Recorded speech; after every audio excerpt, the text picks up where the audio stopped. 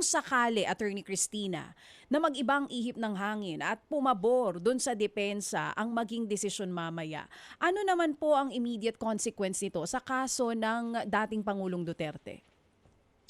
Kung sinabi doon na walang jurisdiction, kailangan din sana merong malinaw na pag-dispose of the other matters. Number one, kailangan iutos ang termination ng lahat ng proseso, lahat ng kaganapan patungkol sa Pilipinas. Kasi buong Pilipinas eh. So yan yung war on drugs at kaso ni Duterte number one at number two, yung investigation. Kung maalala natin, bukas pa po yung investigation, kaya nakabinbin pa yung, sabi nila, yung kay Bato de la Rosa na warrant or future case kasi yon.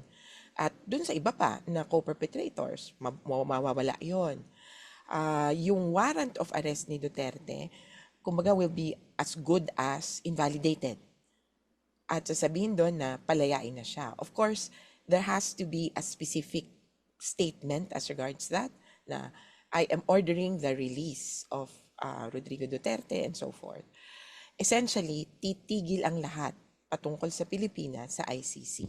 As if, kumbaga may kasabi ngayon, parang dropped like a hot potato, goodbye. Parang kaning inuluwa na mainit pa. Buong buo, wala na, goodbye, ayaw ko na yan. Oo, so ibig sabihin po, kung pumanig sa depensa yung magiging desisyon mamaya, maging yung kaso sa sinasabi na kay Senator Bato de la Rosa and other perpetrators, mabubura po lahat yon. Wala. As in, Pilipinas, wala na tayong pag-uusapan tungkol dyan. Kaya mabigat yung desisyon ngayon. Kasi nga, kung hindi, di ba, ang laki nung effect. Pero mabigat din naman yung sa next week. Taken together, mga 2 linggo kaming abang na abang dito sa ICC. Kumbaga, hindi pa talaga tayo nakasisiguro kung ano talaga. Attorney, kung sakali man po na ang maging desisyon ay yes nga at pabor sa depensa, magtutuloy pa rin yung confirmation of charges next week? Sinasabi na nga na walang jurisdiction? Hindi ba automatic Hindi dapat na. wala? Yon, hindi na. Hindi so na. wala Yun nang nga, kaya lang, aabangan. kaya lang may, kumbaga, kailangan sabihin ng Oo. chamber yung malinaw. Kapag sinabi niya lang, no jurisdiction, teka lang, parang, anong gagawin namin? Kailangan may to do. So, it's either in the same decision, nandoon yung termination of proceedings in the Philippines, or yung pre-trial chamber, kumbaga, taking cue from the lack of jurisdiction, sila yung mag-i-issue ng decision or order na, ganun pala, wala pala kaming jurisdiction. We will terminate the proceedings. We will dissolve the warrant of arrest, and so forth. So, kailangan lang po baga ng specific orders. Opo. And who will bring him home?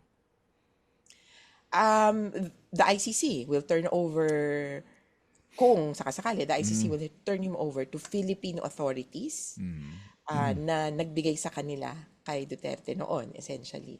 Or the person, the respondent, no?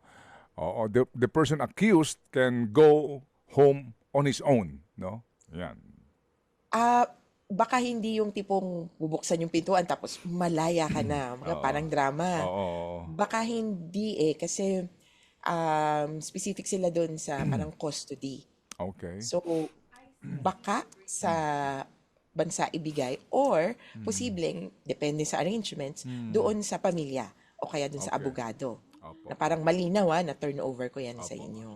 Mga kapatid, para sa iba pang mga balita at impormasyon, sundan niyo po kami sa X, Instagram, Facebook at syempre sa TikTok, True Network PH. Mag-subscribe din po kayo sa aming YouTube channel, True Network. May website din po tayo, truenetwork.ph. At pwede nyo rin po kaming mapanood sa Channel 19 ng aming True FM TV. Lagi pa rin makinig sa radyo dito po sa 105.9 True FM dahil dito, lagi po sa'yo, kapatid. Ito tayo sa totoo, tunay at tapat.